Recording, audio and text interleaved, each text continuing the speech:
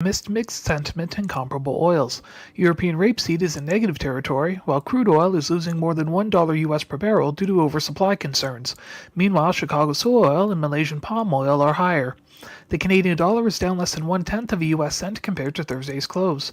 The Canadian Grain Commission announced that 203,200 tons of canola were exported during the week ended February 18th, the smallest total in 3 weeks. Total exports this marketing year are 3.287 million, down 33% from 1 year ago. The May canola contract is down 20 cents per ton at $581.10. In the U.S., corn, soybeans, and wheat are also trading lower. The U.S. Department of Agriculture reported today that 820,400 tons of 2023-24 corn were sold for export during the week ended February 15th, down 37% from the previous week and near the lower end of trade expectations. Meanwhile, 177,400 tons of 2024-25 corn were sold to Japan, more than triple than expected. The U.S. Energy Information Administration showed ethanol output increased by 1,000 barrels per day at 1.084 million during the week ended February 16th. Ethanol stocks tightened by 308,000 barrels at 25.5 million. The May corn contract is down 3 U.S. cents per bushel at $4.15. A marketing year low of 55,900 tons of old crop U.S. soybeans were sold for export during the week ended February 15th, down 84% from the previous week and well below trade expectations. Meanwhile, 202,000 tons of old crop soy meal were sold for export, down 1% from last week, as well as 500 tons of new crop soy meal to Canada. Net sales reductions of 5,300 tons of old crop soy oil were also reported. As a result of rains over the past few days, the Buenos Aires Grain Exchange said on Thursday that 52% of Argentina's soybean crop was rated good to excellent. The May soybean contract is down 8 U.S. cents per bushel at $11.45. 233,500 tons of old crop U.S. wheat were sold for export during the week ended February 15th, down 33% from the previous week and just below trade expectations. 46,600 tons of new crop wheat were also sold. The CGC reported Canada's grain exports for the week ended February 18th at 288,200 tons, the smallest volume in 6 weeks. 11.78 million tons of Canadian wheat have been exported so far in 2023-24, up 7.5% from last year. Japan purchased nearly 116,000 tons of wheat in their weekly tender, of which approximately 43,000 were from Canada. The May Chicago wheat contract is down 8 U.S. cents per bushel at $5.71. The May Kansas City hard red wheat contract is down 10 U.S. cents per bushel at $5.62. The May Minneapolis spring wheat contract is down 10 U.S. cents per bushel at $6.46. That's a look at the ICE futures in U.S. markets for Friday, February 23rd. In Winnipeg for MarketsFarm.com, I'm Adam Pilasciati. When you live where we do, a snowblower is a must. And Butler Farm Equipment has a great lineup to check out, including MK Martin 3-point snowblowers and blades, Farm King skid steer hydraulic snowblowers, 3-point snowblowers and blades, plus HLA attachments including snow buckets, snow pushes, snow wings, salt and sand spreaders, and blades. Butler Farm Equipment, decades of delivering great service in the Peace Country. To learn more, see them on Facebook or at butlerfarmequipment.ca. The opinions expressed on this show do not represent those of the station. If you've missed any of the shows, you can follow the podcast at energeticcity.ca. Welcome to This Week in the Peace, a show dedicated to the people, events, and news of BC's Peace region. Here's your hosts, Dub Craig and Jordan Prentice. Welcome to This Week in the Peace, our new revamped weekly talk show all about current events from Fort St. John and beyond. Later, I'll be speaking with Fort St. John Senior Flyers head coach Craig Faulkner and club president Paul Van Nostrand. We'll touch base on the Flyers season, which came to an end during the first round of playoffs last week. All right, but first, the Tse'k'wa Heritage Society and Simon Fraser University announced yesterday the digital repatriation of the Tse'k'wa archive to the Dane-zaa people.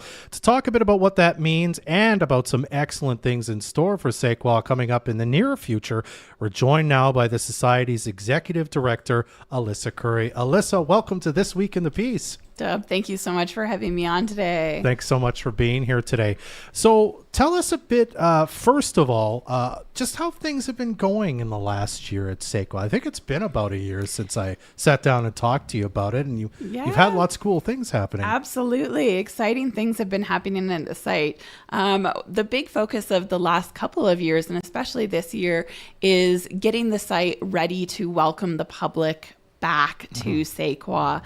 We've had a lot of new infrastructure development on the site, some accessibility improvements, and all of the work that we've been doing, a lot of which has been behind the scenes, has been preparing to welcome the public back to this site that has been a gathering location for 12,000 years. Yeah, and I mean, I haven't been in a while, I'm afraid. So the last time I was there, the path down to the cave is marked, but, it could be a little treacherous. Some of the rocks are slippery and whatnot.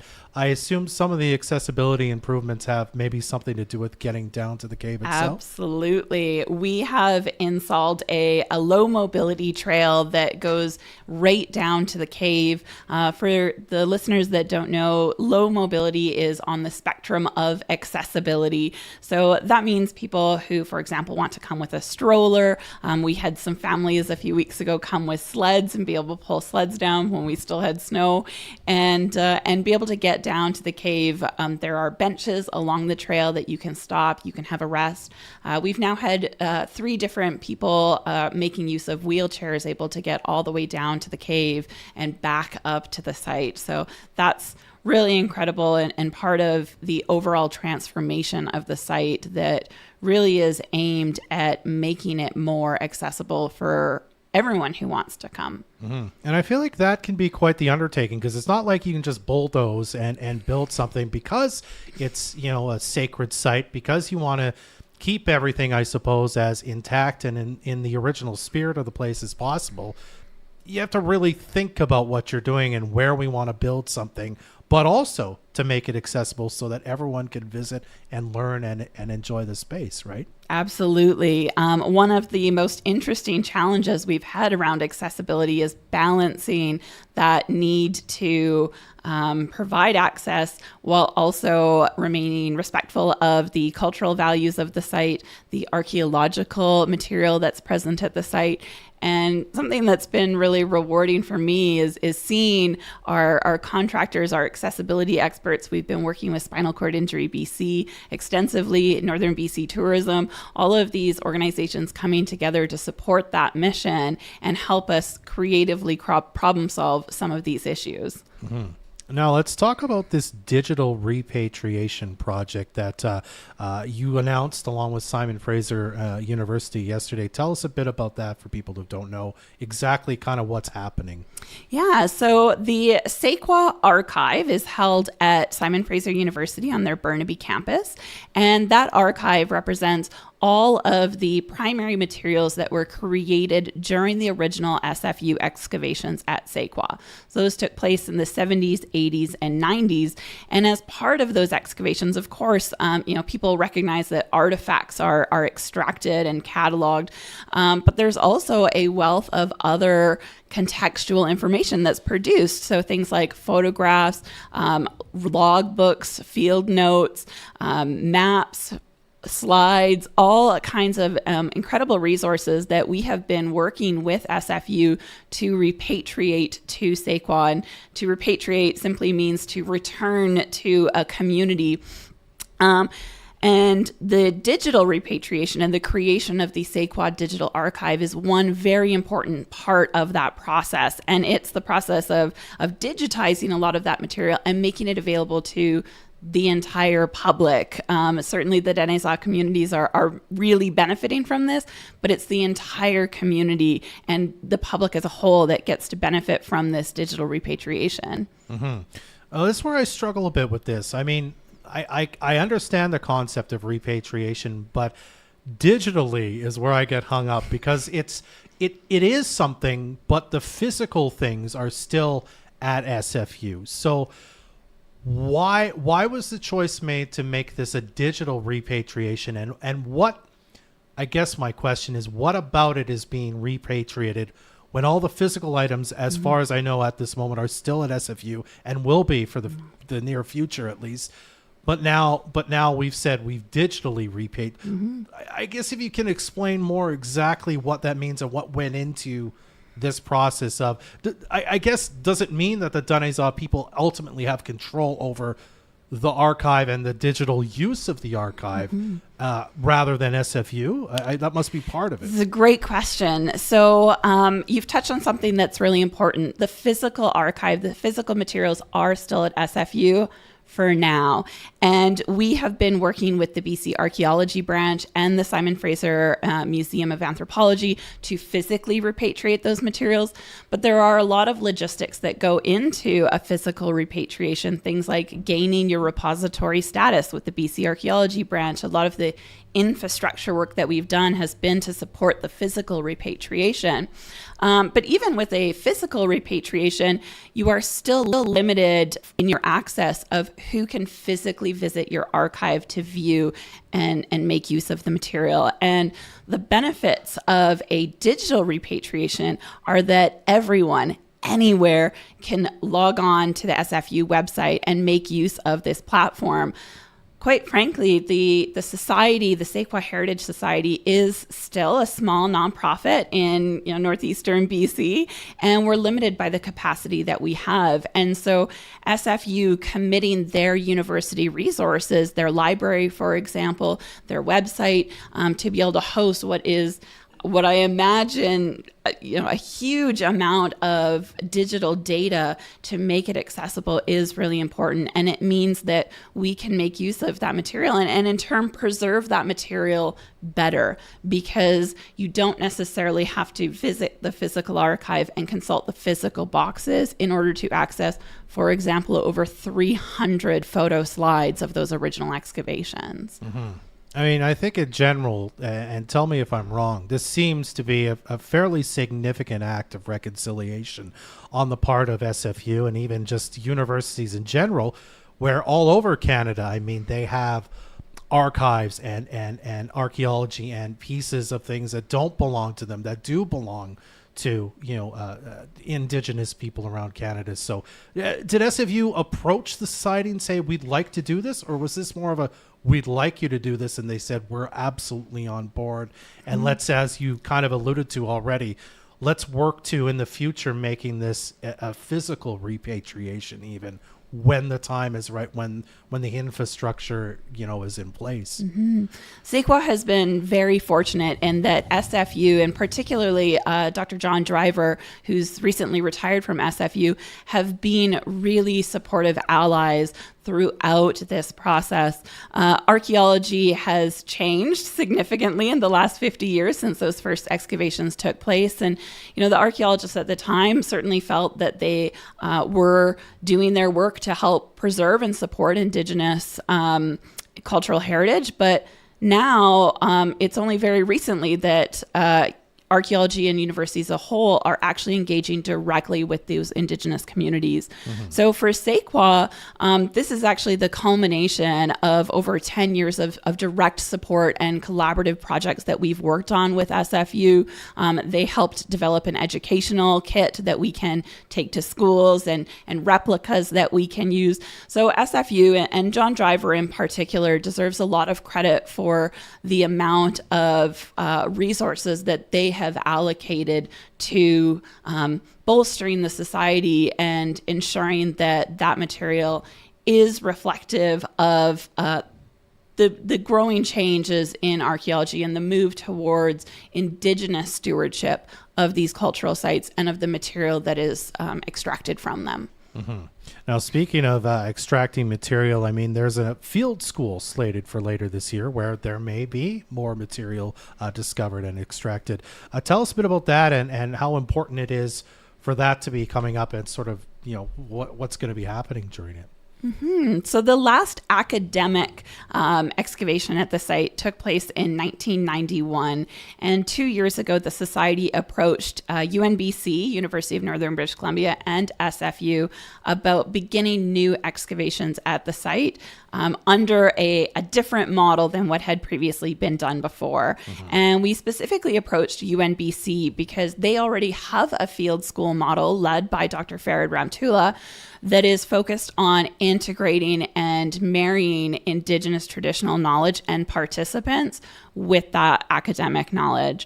So our field school with UNBC has equal participants from the university and our Treaty 8 First Nations communities working together and sharing both their academic and cultural knowledge.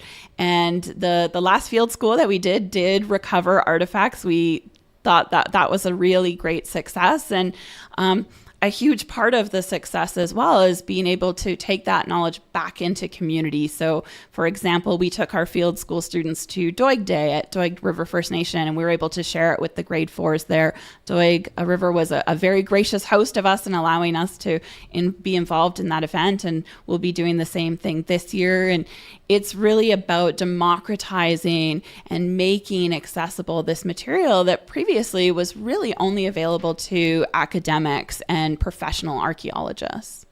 Is it going to be an excavation in like a similar spot, just deeper, or is it in a different spot kind of on the site that maybe hasn't been excavated or really explored before? Or is it both?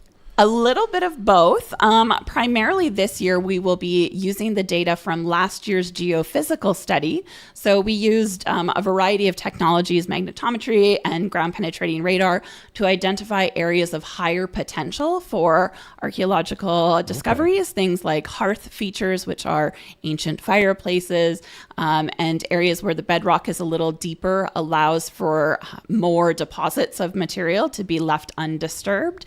So those are the types of areas that we'll be focusing on this year, as well as answering some additional research questions that are brought to us by our community elders. That's a really key change that's happened in archaeology that we've embraced, is that the research questions should come from the Indigenous community, not necessarily from the academics. And our Farid Ramtula at UNBC, Mike Richards from SFU, those are our two directors on that dig, have both been incredibly supportive of that work. And of course our board has put in so much incredible work to make this happen, to get to a point that we can start doing these excavations again. It's really a triumph for everyone involved. I'm very fortunate that I've got to come in fairly recently into this picture, certainly very recently in the 12,000-year-old history, and get to be a part of it. Yeah, it's fascinating stuff, and I can't wait to find out what everyone finds out from the excavation. Alyssa, we're very happy you came here to talk to us today. Thank you so much for your time. Thank you so much for having me on. You're very welcome. That's Alyssa Currie, the Executive Director of the Tse'k'wa Heritage Society. Stick around for Craig Faulkner and Paul Van Nostrand of the Fort St. John Senior Flyers in just a moment on This Week in the Piece. Visit us today at Murray GM in Fort St. John and discover why so many drivers choose us. We are your one-stop shop for sales, service, and parts. Drive away with confidence, knowing we are here to help. My name is Kyle Beck, and I'm the sales manager at Murray GM. We have a large variety of new cars, trucks, and SUVs on the lot, and a growing selection of local pre-owned vehicles. Call us today or visit our website to shop our inventory and check out Murray GM's current finance offers. Dive into our $16 lunch buffet at Just Jack's from 11 a.m. to 1 p.m. Monday through Friday. We're not fast food, but we're definitely quick and fresh, so you can get back to work. Follow Just Jack's on Facebook and Instagram for the daily buffet menu, or check out chancesfsj.com, your place for entertainment. Did you know that you can design a piece of jewelry that you've always wanted? Simply bring your old gold and unused gemstones to Carter's Jewelers and tell us to just do it, and we will. You're the boss. Carter's Jewelers, 9908 101st Avenue. Change is constant. At Arctech Welding and Machining, change has focused on sustainability, using new technologies and solutions to cut our carbon footprint. We've switched to recycled glass blasting material and have upgraded our diesel air compressors to electric to reduce airborne pollutants. For 22 years, Arctech has been on the forefront of industry changes, evolving, upgrading, and remaining fast, friendly, reliable. Visit arctech-welding.com. A big part of Petron is the guys in our installations department. You might think we just install two-way radios and cell phone boosters. We do install those, and we do a great job. But what you probably didn't know is we also sell and install all types of LED and amber lighting, GPS systems. We are an authorized GeoTab and GeoTrack installer, as well as an exclusive GeoForce partner. Ask us how to track any of your equipment via satellite for just $10 per month. Our name is Petron. Come down and see Cameron and the boys. You'll be impressed with what they can do. Find all your Bible journaling tools at Peaceful Pages. Stop in today and see their selection of Bible tabs, Bible safe pens, markers, and more. Plus, Bibles, devotionals, and faith-based books. Peaceful Pages Christian Bookstore, a peaceful place to escape. Open Tuesday to Saturday on 101 Avenue, Fort St. John. You can watch this show live on Facebook, catch the replays at energeticcity.ca, or be part of the show by texting your thoughts to the Fort City Chrysler line at 250-787-2222. Welcome back. You are watching This Week in the Peace, and I'm Jordan Prentice. The Fort St. John Senior Flyers wrapped up the 2023-2024 season last week after losing to the Dawson Creek Senior Canucks in the first round of the North Peace Hockey League playoffs. The season wasn't an easy one for Flyers, who, despite their resilient efforts, were unable to secure a win in 18 games played, finishing with a record of 0-16-2. To talk about some of the challenges and highlights of the season, I am now joined by head coach Craig Faulkner and president of the Fort St. John Senior Flyers, Paul Van Nostrand. Thank you both so much for joining me today. Our pleasure. Thanks for having us. Thanks, Jordan. So I just want to get this question out of the way here. I don't want to focus on the negative too much. Paul, this one's for you. Is this the first time the Flyers have finished a season without a win? Well, I haven't looked back in any of the stats, but I'm in my time in Fort St. John, I believe so. Okay. So just kind of moving back to playoffs here, can you guys share your thoughts a little bit about their playoff series against the Canucks? I thought we played very well a couple of games in there, and later on in the regular season, we could have stolen some games, is the way I termed it. Our goaltenders played very well, and we were playing pretty well, and we could have stolen a couple of games in there, but the stars weren't lined up for us, but there was a lot of effort anyway. And so we deserved a little better fate, I thought, in the playoffs. Craig, do you share the same sentiment as Paul? Yeah, I agree there with what Paul said. I think one of the biggest things when we came after Game 1, we went into the playoffs in Dawson with the ability to hopefully steal Game 1. Didn't work out that way, but our compete was there, and that compete followed up in Game 2 and Game 3. We did run into some injury issues where we had 4 or 5 guys that weren't able to play in Game 3 and Game 4. What's our difference makers, right? It's harder for a group that's struggling to begin with, and then you get guys that are out of the lineup. But I like to compete in the first 3 games, and then obviously Game 4 there was a bit of a blowout. But for the most part, it showed our guys that when we compete and when our legs are moving, we have our ability to keep winning. So what do you think was the main contributor to the challenges this season? I can answer that, Paul, if you want, or at least take a shot at it. You both can. Okay. If you'd like to. One of the things that I look into it, so we went into the season as kind of that rebuild, remodel. That's a plan anyways. If you look at the analogy of taking it like a house under a reno, and you're going to remove a bunch of stuff and take it down to studs. That's kind of how I envision the season starting off. And then you kind of get a couple weeks in or maybe a month into the season, you realize it's not just down to studs. I think you got some foundation issues, and so we had to deal with taking it all the way down to the bottom of the foundation, which when I say the foundation, I mean we had 12 new players on the team this year, all new coaching staff, a brand new leadership group. We lost the nuclear of the group there from last year where we had 4 guys that were in the league for 10 or 12 years, right? So that foundation was established a long time ago, and when you lose that, you have to start all over again, even from the leadership group, the coaching staff. So there's lots of new pieces. Unfortunately, we just weren't able to put it together on a timely manner, and now looking back, we know what went wrong and where we can fix a lot of things. Paul, would you like to add to that? Just my comment would be that senior hockey is a lot different game than many of our newer players have played.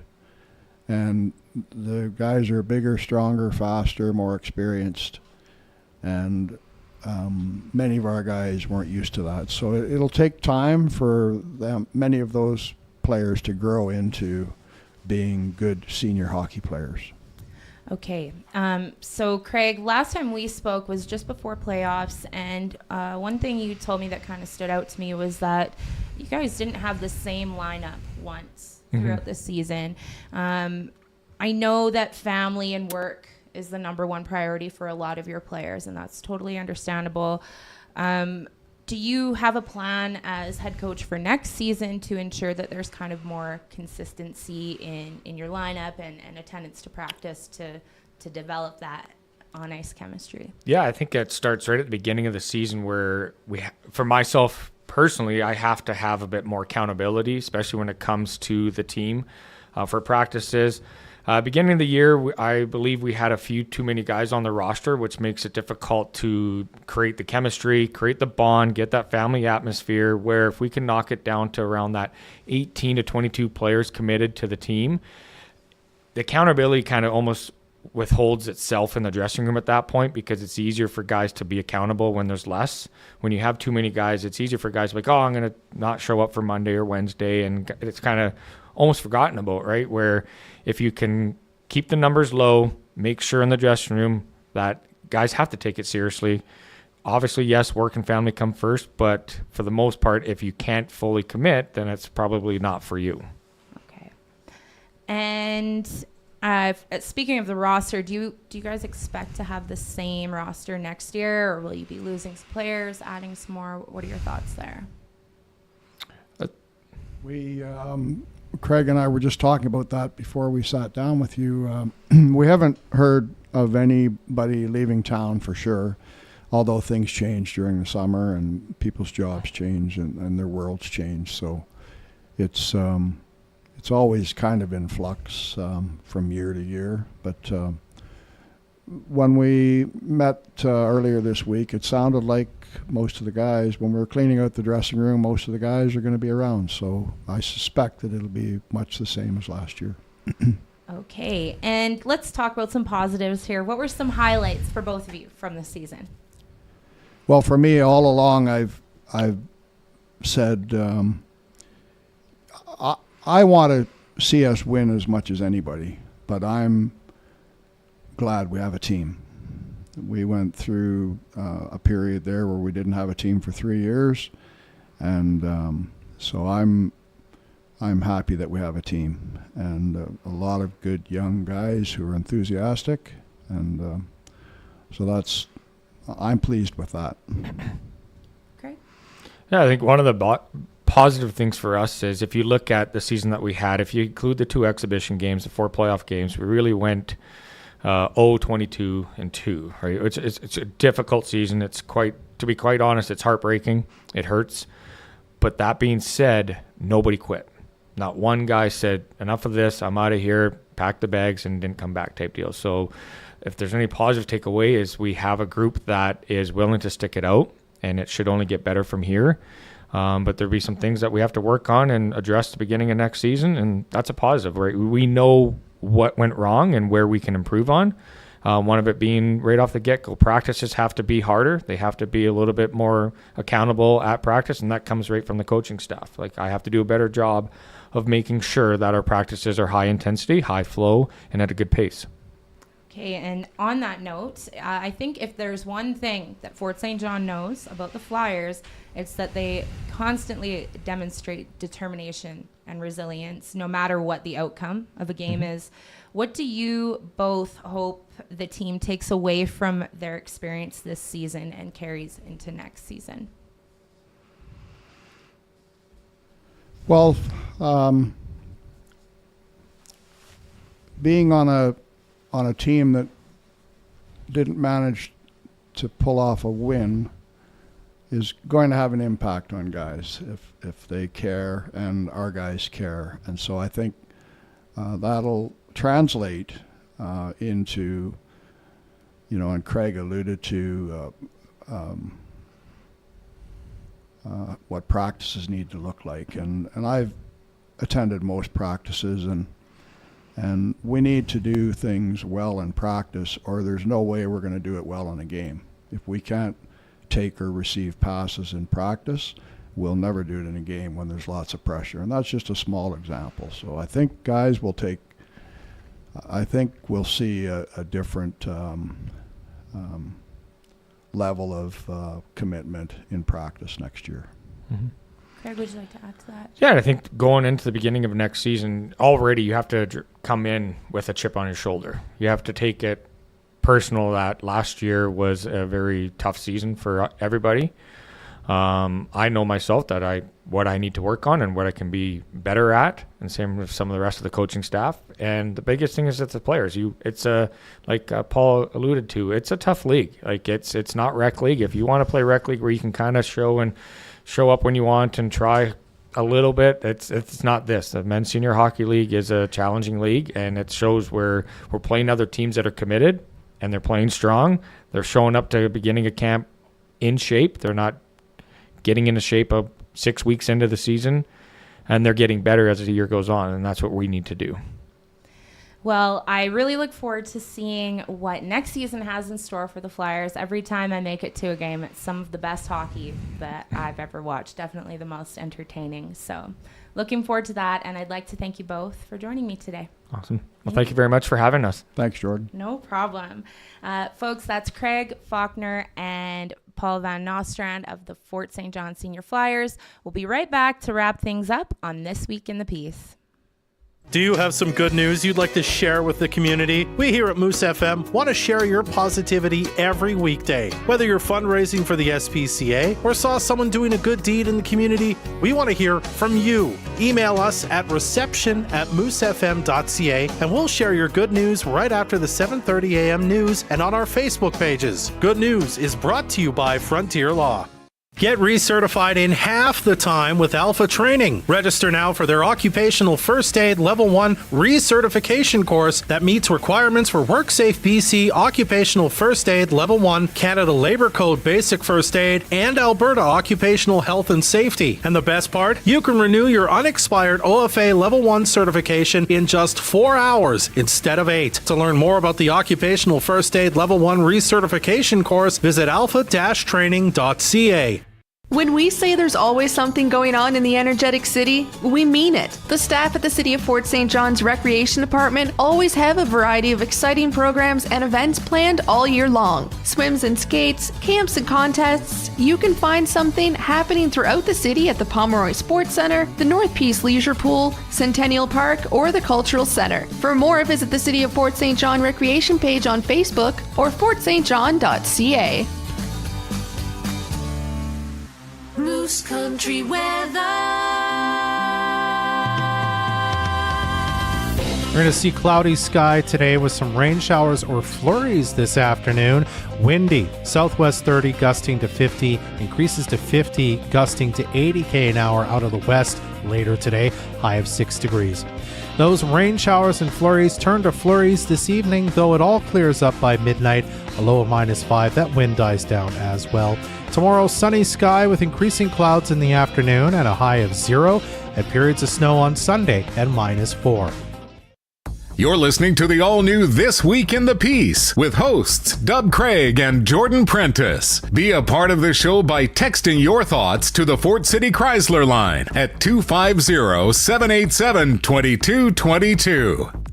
Thanks to our guests Alyssa Currie, Craig Faulkner, and Paul Van Nostrand for joining us today on This Week in the Piece. You can listen to the show again by checking out the podcast at energeticcity.ca/podcast. We'll store this in future episodes of the show there as we make them, as well as last week's episode. Look, we're already on episode 2. Also, check out our other locally produced podcasts, Before the Peace and Secrets of the North as well. That's our show for today. I'm Jordan Prentice. I'm Dub Craig. Be well. Join us again next Friday morning at 10 for another edition of This Week in the Peace, your weekly talk show dedicated to the people, events, and news of BC's Peace Region. Or you can listen to this podcast again at energeticcity.ca.